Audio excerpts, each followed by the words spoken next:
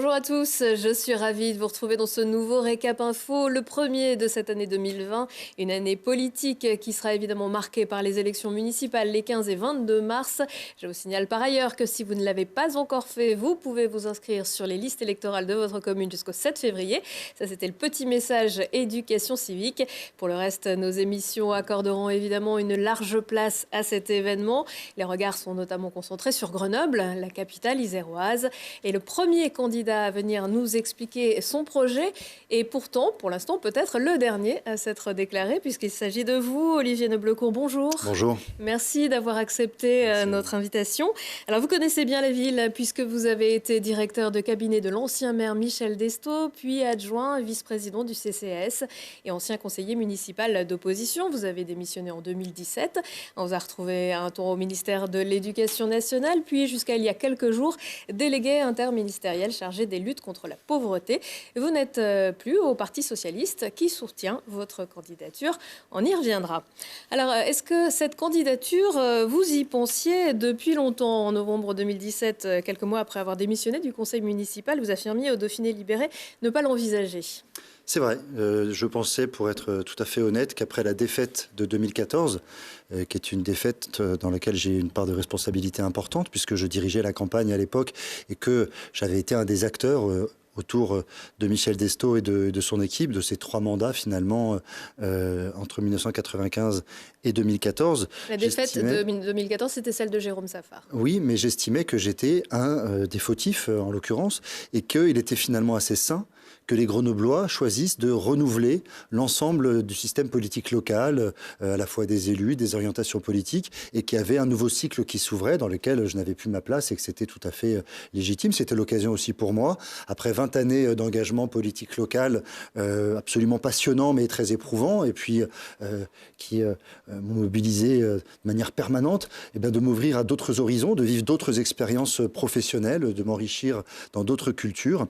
Et donc, je suis au départ parti, en effet, en me libérant d'une certaine manière de certains engagements partisans, de mon mandat de conseiller municipal d'opposition, et avec beaucoup de bienveillance vis-à-vis de l'équipe municipale sortante aujourd'hui, parce que j'estimais qu'il y avait une alternance à gauche et que cette alternance à gauche, elle était saine, comme je viens de l'indiquer.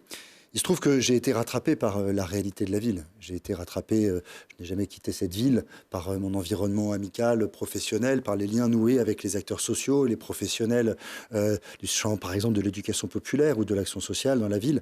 Et j'ai vu progressivement combien la déception qui croissait chez des électeurs qui pourtant avaient fait confiance à Éric Piolle et à son équipe appelait une autre offre politique.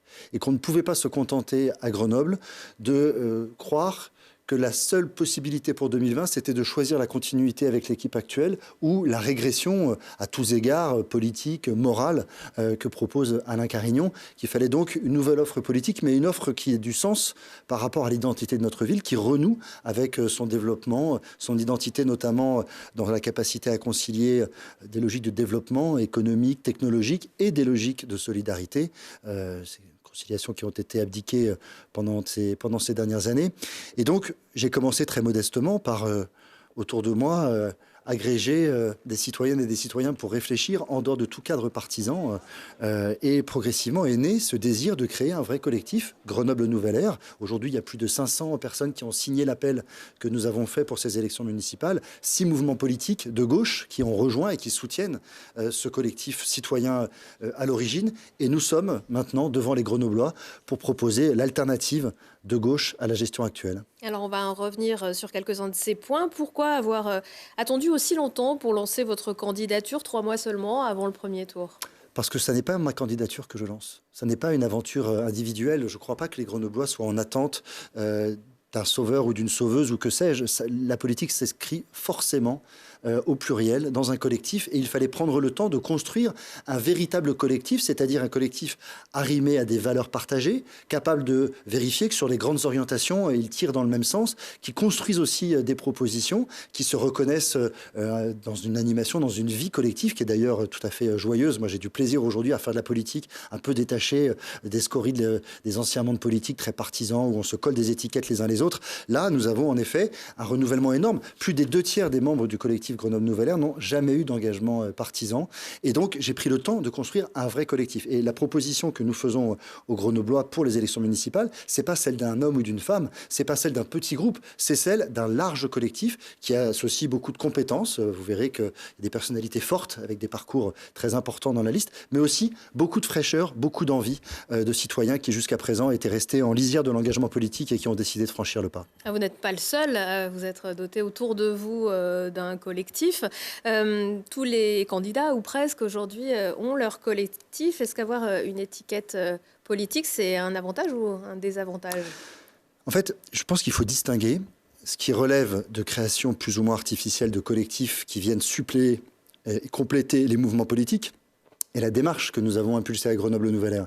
Nous avons construit un collectif d'abord, et c'est les mouvements politiques qui rejoignent le collectif. C'est ça qui est tout à fait fondamental, c'est qu'on est parti dans ce sens-là, et avec une ampleur, aujourd'hui, en capacité de mobilisation, que je ne retrouve pas dans l'offre politique actuelle. Donc, je sais bien que les mots sont parfois vidés de sens en politique et qu'on peut parler de collectifs citoyens à toutes les sauces. Il suffit d'aller sur notre site internet et de voir la matérialité, la réalité de Grenoble-Nouvelle Aire pour voir qu'on n'est pas dans une construction politique artificielle.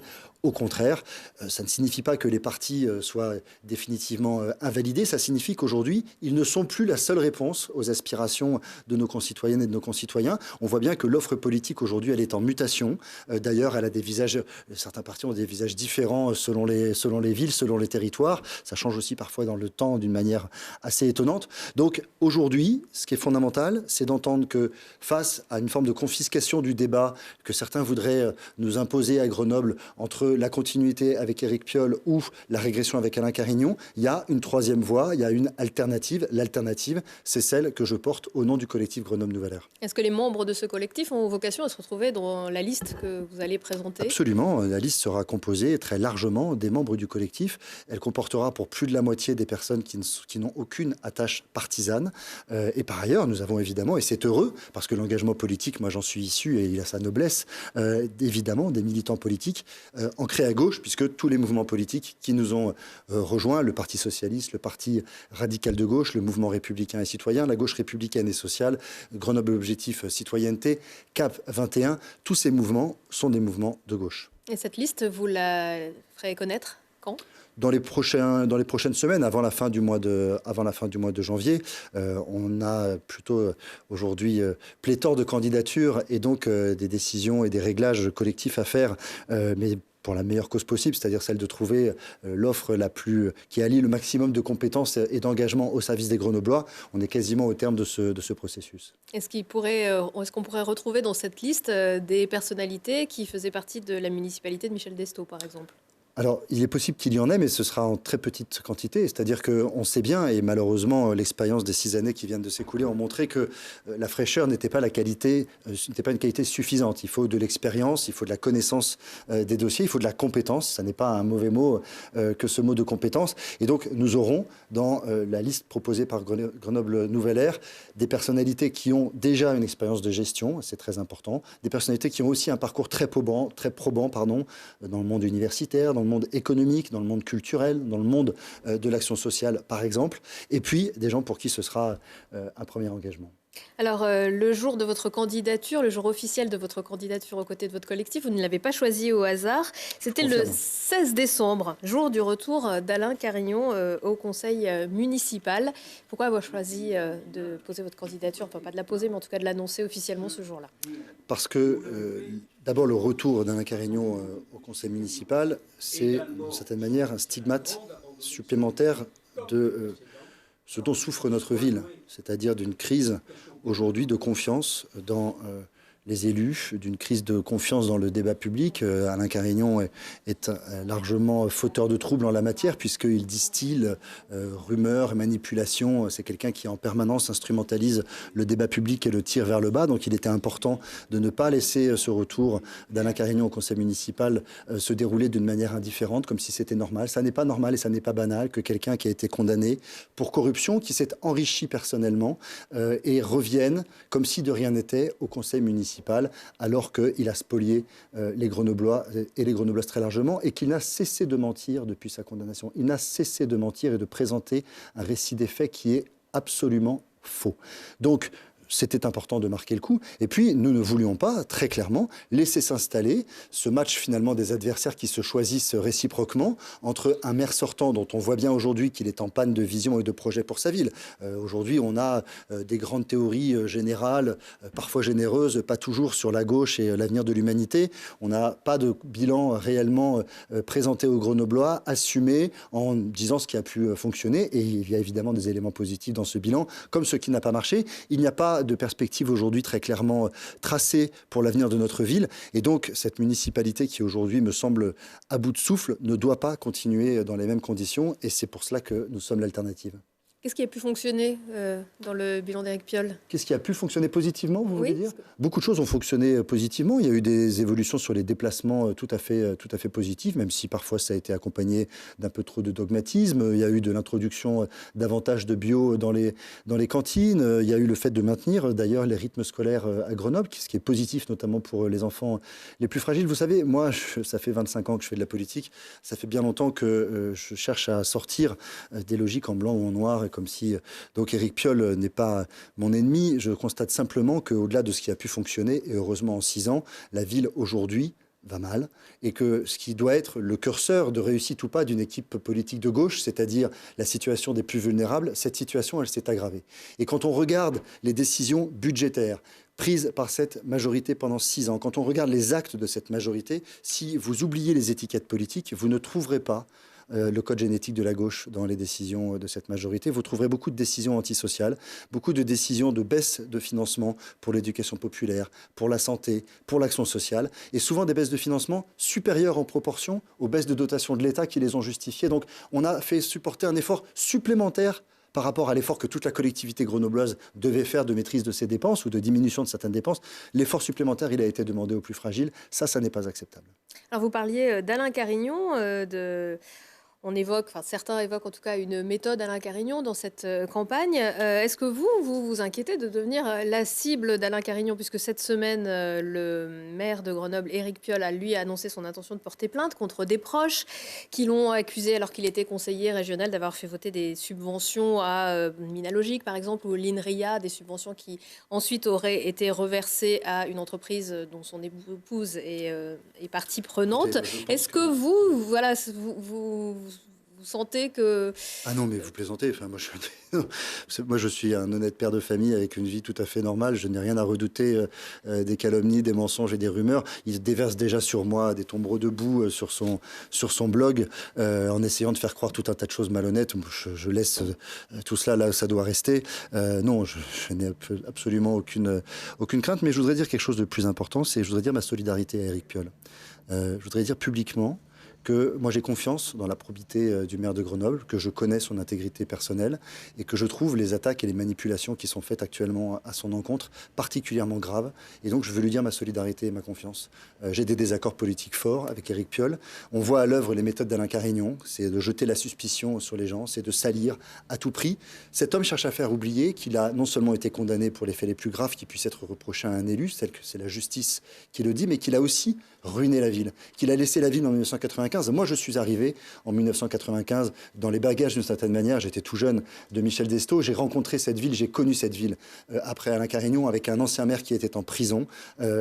Prison ferme, parce qu'il avait fauté. J'ai vu l'attractivité de la ville réduite à néant parce que c'était une ville entachée dans son image par la corruption. J'ai vu les services publics détruits. J'ai vu le personnel municipal démobilisé. J'ai vu les finances publiques déficitaires dans des conditions telles que nous avons failli être mis sous tutelle par la Chambre régionale des comptes. Donc je sais ce qu'ont été les efforts des services municipaux, des élus pour redresser la ville autour de Michel Destaut depuis 1995. Et donc je trouve qu'en effet, le retour d'Alain Carignon est une insulte à l'identité profonde de notre ville. Et évidemment, les méthodes d'Alain Carignon, que certains de ses anciens collaborateurs avaient théorisées dans des livres sur la manipulation politique, sont particulièrement nauséabondes. Je regrette que le maire en soit victime. Et je tiens à dire ici, encore une fois, ma confiance dans sa probité.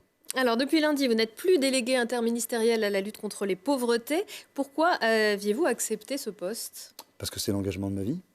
Parce que moi, quand j'ai commencé à m'engager dans des actions collectives, c'était dans des associations, j'étais adolescent, pour ça s'appelait la mie de pain, distribuer la soupe populaire à l'époque, on appelait ça comme ça.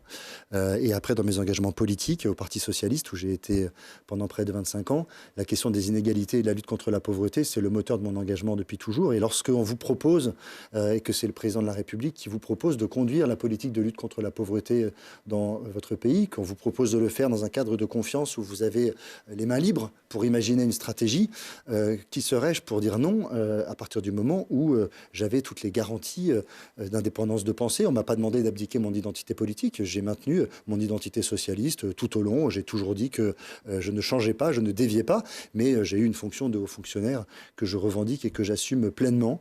Et je crois, les associations l'ont dit, que j'ai fait œuvre utile, puisque c'est près de 9 milliards d'euros qui sont consacrés actuellement à la lutte contre la pauvreté.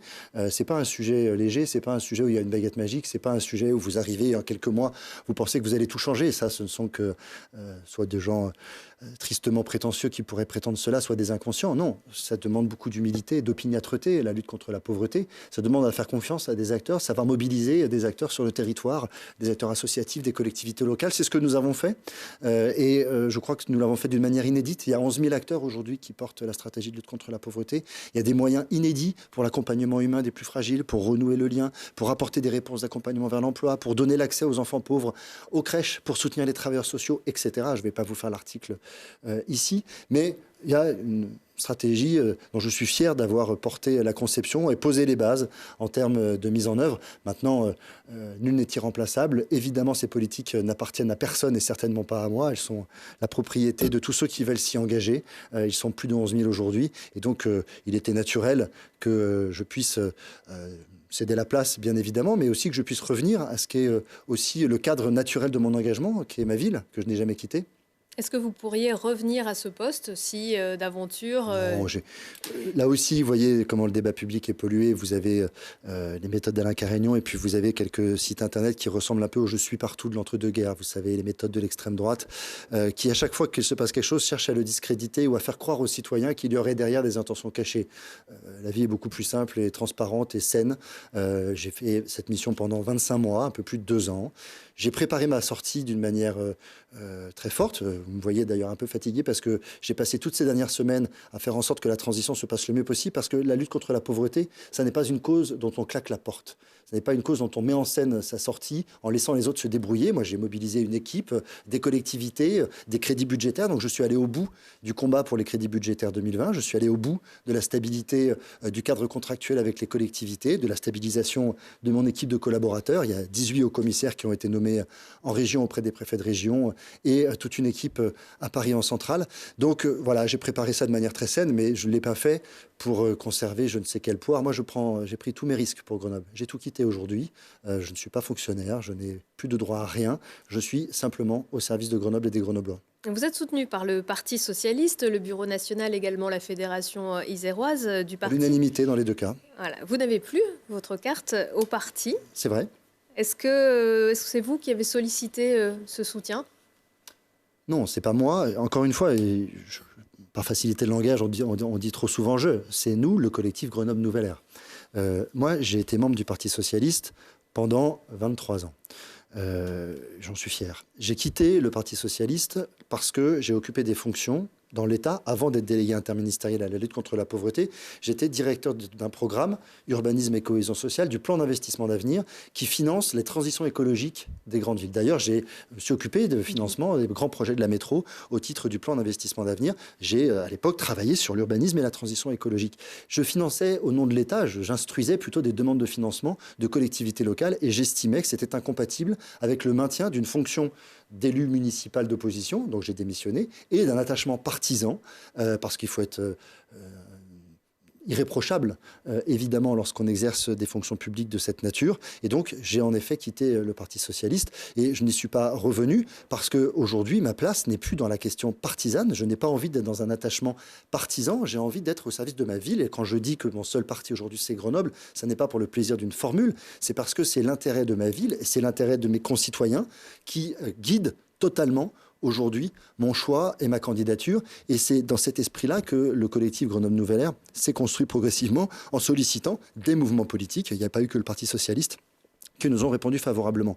Et si vous me permettez un petit point là-dessus, parce que c'est un point important, Nous, tous les mouvements politiques qui nous ont rejoints l'ont fait sur la base d'un vote des militants locaux. À chaque fois que les militants ont eu à se prononcer, ils ont voté pour nous rejoindre. Il n'y a pas eu de mouvement politique à Grenoble où on leur a proposé de rejoindre Grenoble Nouvelle Ère et où ils l'ont refusé. À Grenoble, les militants socialistes ont voté à 82% pour soutenir ma démarche. Il n'y a pas eu un seul militant pour voter pour Éric Piolle.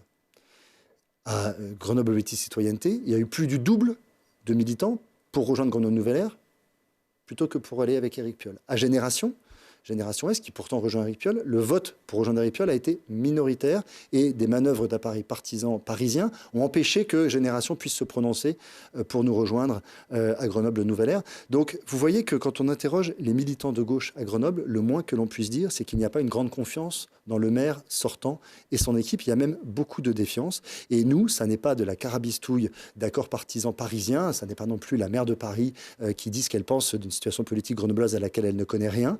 Ce sont les militants locaux qui s'expriment. Et ça dit beaucoup de la philosophie qui est la nôtre. Les militants de gauche sont en majorité en désaccord avec le projet de réforme des retraites que propose le gouvernement. Est-ce que vous avez manifesté hier ou peut-être les autres jours? Qu'est-ce que vous pensez de cette réforme? Je pense qu'elle est abîmée aujourd'hui par des décisions et par des arbitrages qui sont négatifs, en particulier celui sur l'âge pivot. Je me retrouve assez dans la position défendue par Laurent Berger et la CFDT. Notre proximité n'est pas nouvelle, elle est très ancienne.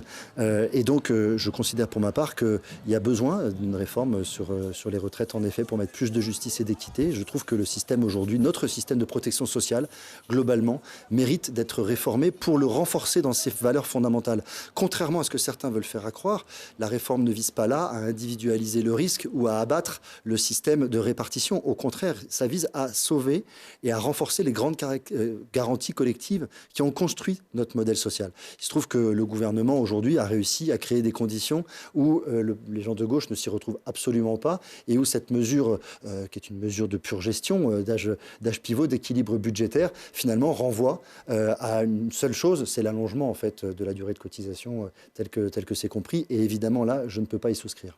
Donc, à part l'âge pivot, vous y êtes plutôt favorable? Le problème, c'est qu'aujourd'hui, la réforme est encore beaucoup trop floue pour qu'on puisse savoir. Moi, je suis modeste, c'est-à-dire que j'évite les jugements péremptoires et définitifs où je trouve que tout serait mauvais ou tout serait etc.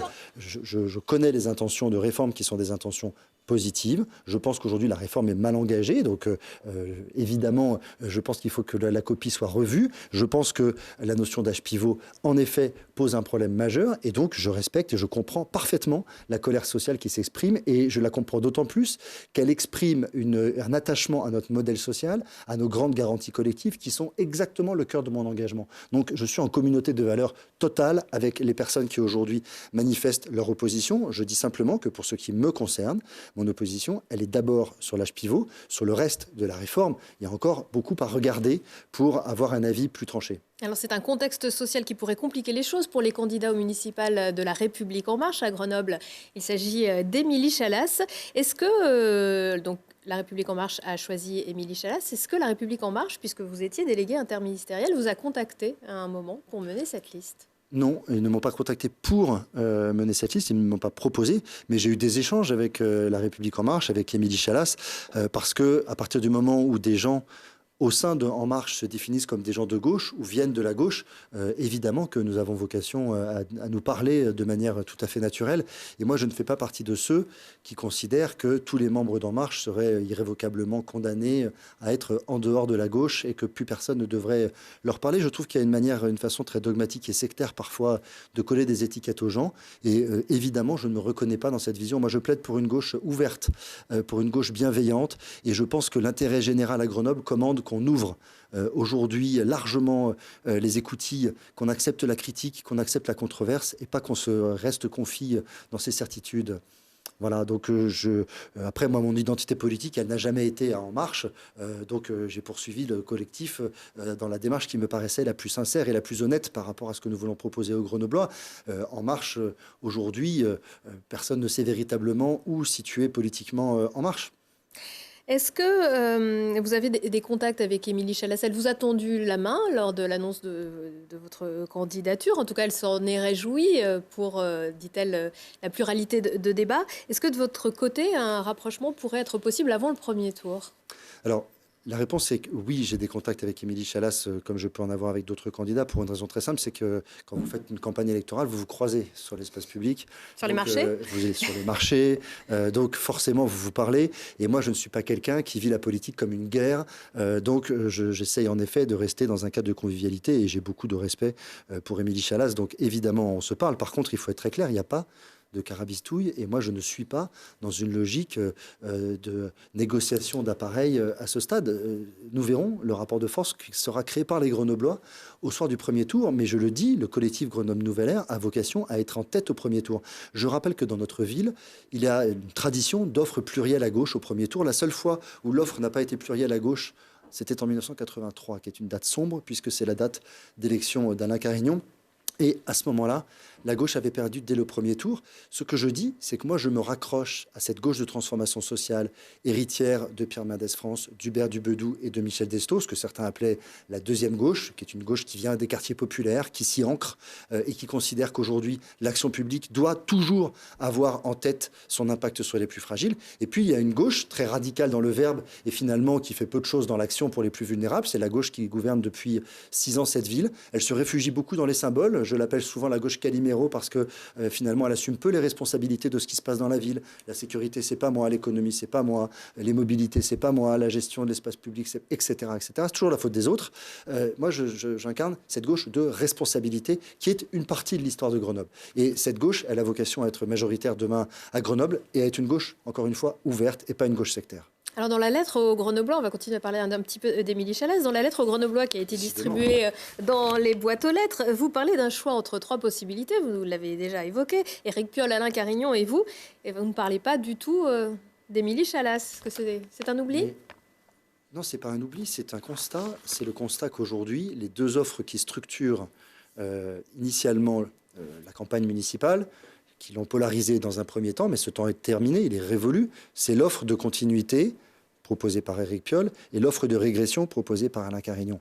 En Marche porte une offre qui me semble avoir peu de chances d'être majoritaire dans cette ville, tout simplement parce qu'il n'y a pas aujourd'hui de dynamique autour d'En Marche, il n'y a pas de positionnement politique autour d'En Marche, il n'y a pas eu de rassemblement de forces politiques ou de citoyens qui permettent d'envisager que En Marche puisse conquérir demain la ville de Grenoble. Je rappelle que Grenoble est une ville qui est solidement arrimée à gauche et pour moi aujourd'hui, En Marche, c'est plutôt éloigné, je le regrette d'ailleurs, du cœur de la gauche. Donc je considère aujourd'hui que pour celles et ceux qui pensent qu'il faut un autre choix que Éric Piolle ou Alain Carignon, l'offre la plus puissante, la plus crédible pour demain diriger cette ville, c'est Grenoble Nouvelle Ère.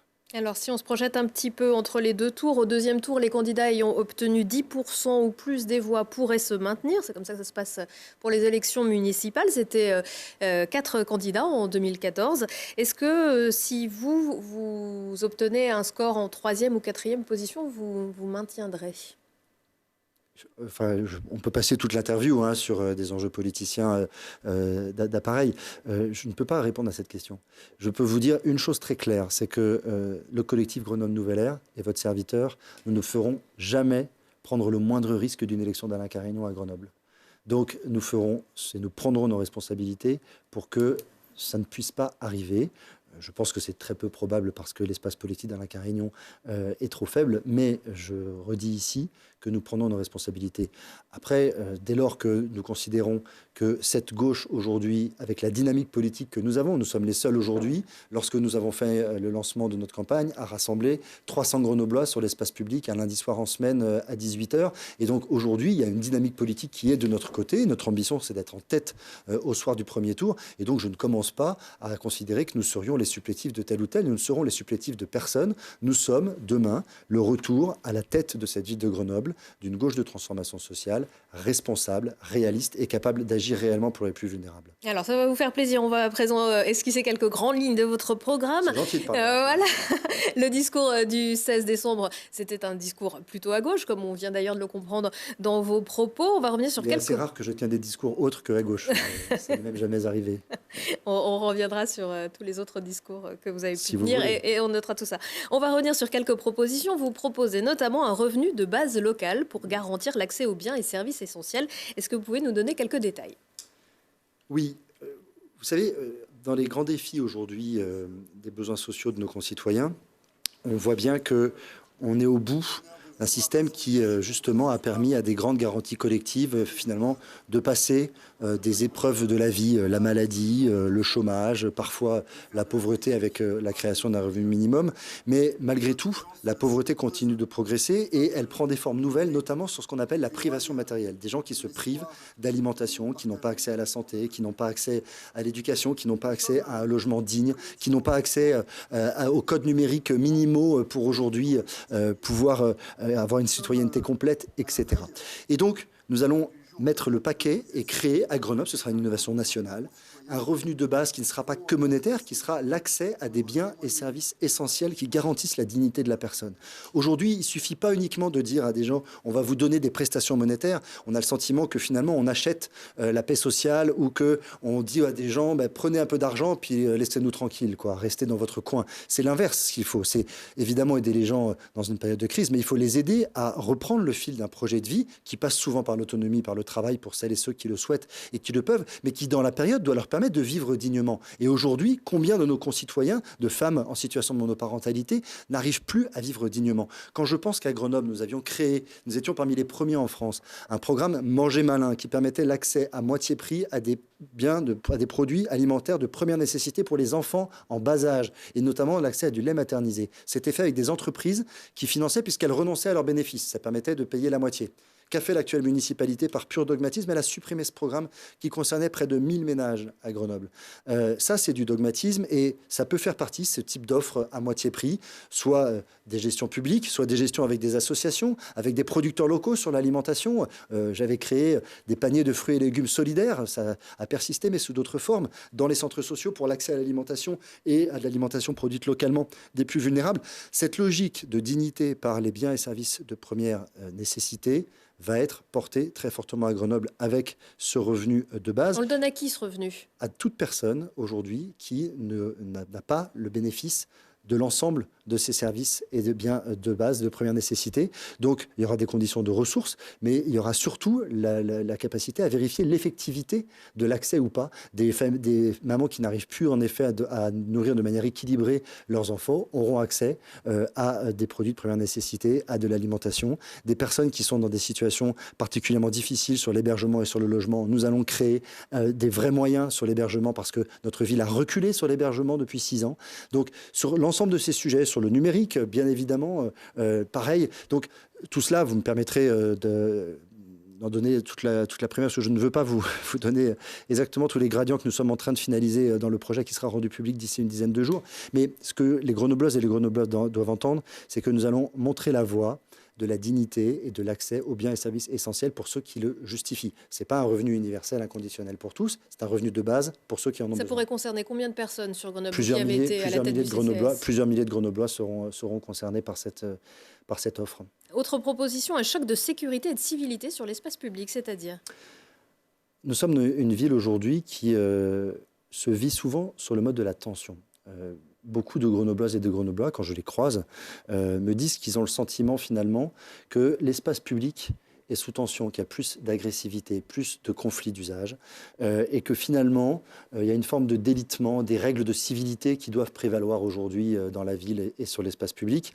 Il y a évidemment des sujets de sécurité des biens et des personnes, avec parfois d'ailleurs des outrances et des caricatures dans le débat politique. Mais Est-ce que c'est particulier à Grenoble? Oui, bien sûr que c'est particulier à Grenoble, au sens où il y a aujourd'hui une absence de réponse à la hauteur du besoin. Aujourd'hui, vous avez dans la plupart des grandes villes des politiques de sécurité qui ne sont pas les politiques dogmatiques qu'on a pu connaître depuis 6 ans, mais qui sont des politiques qui s'adaptent réellement aux besoins des personnes. Ça passe évidemment par une police municipale réellement équipée, donc armée pour la patrouille et la surveillance de voies publiques. Ça passe par des moyens de vidéoprotection de l'espace public et même de gestion de l'espace public. Ce n'est pas que du sécuritaire, c'est de la bonne gestion. Par exemple, le fait de gérer l'éclairage public en fonction de l'usage d'une rue. Aujourd'hui, il y a un dogme qui fait qu'on a une ville qui est mal éclairée le soir dans un certain nombre de quartiers, des femmes notamment qui n'osent plus sortir seules. Vous avez des systèmes de gestion intelligent de la ville, c'est ce qui se passe à Dijon, où lorsque personne ne marche dans une rue, l'éclairage diminue. Dès que quelqu'un traverse, l'éclairage remonte, etc.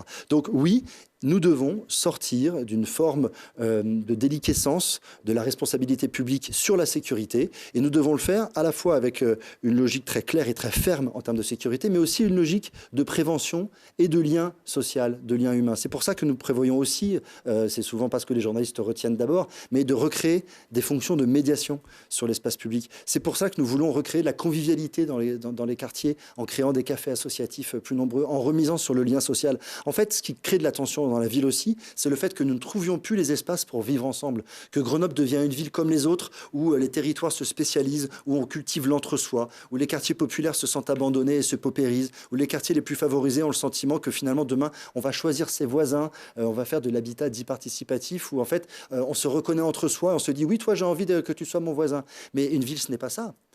Une ville, ça n'est pas choisir l'endogamie culturelle et les gens qui me ressemblent. Une ville, c'est se confronter à la différence. Et Grenoble s'est construite sur cette confrontation des différences. Voilà une divergence politique majeure avec l'équipe actuelle, c'est que moi je crois à la mixité sociale. Vous avez fait partie de l'équipe de Michel Destaut. Est-ce que vous avez des nouvelles de l'ancien maire de Grenoble? Oui, bien sûr. Est-ce qu'il vous a apporté son soutien?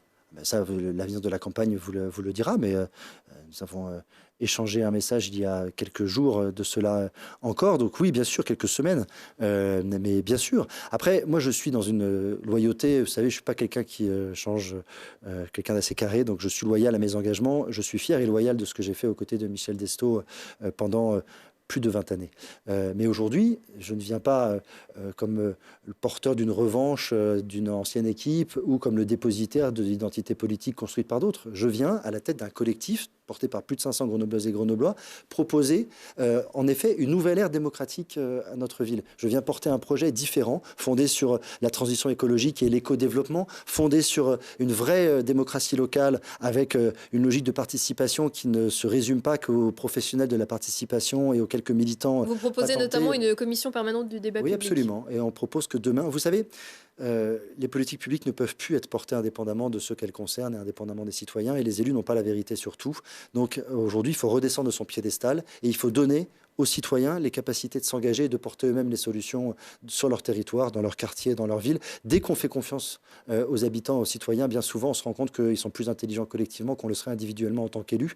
Donc l'enjeu pour Grenoble Nouvelle Ère, c'est de créer, en effet, c'est pour ça qu'on s'appelle Nouvelle Ère, un nouvel ère de démocratie dans notre ville et de renouer, encore une fois, avec cette capacité qu'a Grenoble à répondre aux grands défis. Aujourd'hui, on sait les grands défis de transition écologique, de création de nouvelles formes de solidarité. On sait la crise démocratique, la crise sociale qu'affronte notre pays.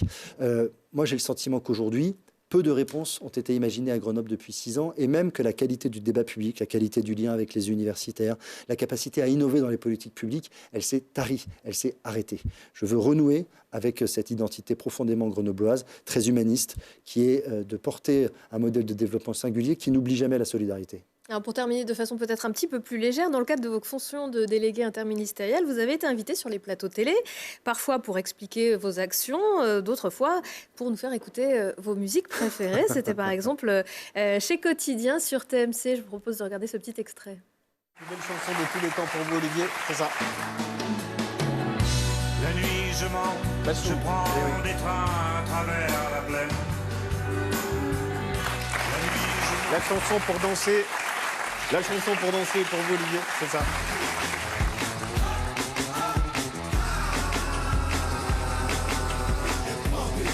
Les Black Eyed Peas. Bon, et la chanson Plaisir coupable d'Olivier, c'est ça. Toujours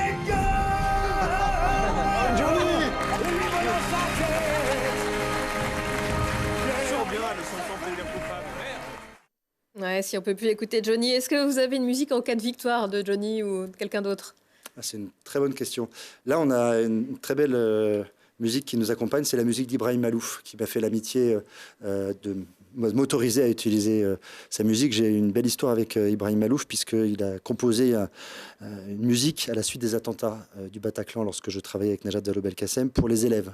Une musique pédagogique suite aux attentats sur la République et sur ses valeurs, et un lien... c'est noué, et donc c'est la musique d'Ibrahim Malouf qui nous accompagne.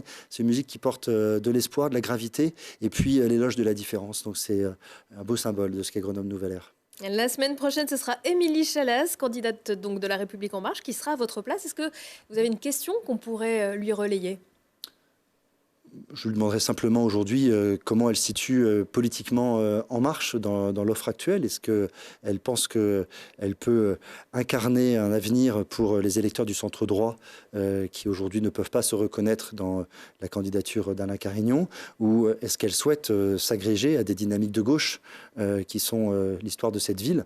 Il y a aujourd'hui une interrogation au niveau national assez forte sur le positionnement et sur la signification de l'identité d'En Marche aujourd'hui. Je sais qu'Émilie Chalas a des valeurs et un parcours qui lui font plutôt venir de la gauche, mais je serais intéressé de savoir comment elle se définit aujourd'hui. On lui fera passer le message. Merci beaucoup, Olivier Noblecourt, d'avoir participé à ce récap info que vous retrouvez le vendredi à 21h et le samedi à 13h. Belle soirée, excellent week-end à tous. Merci, bon week-end.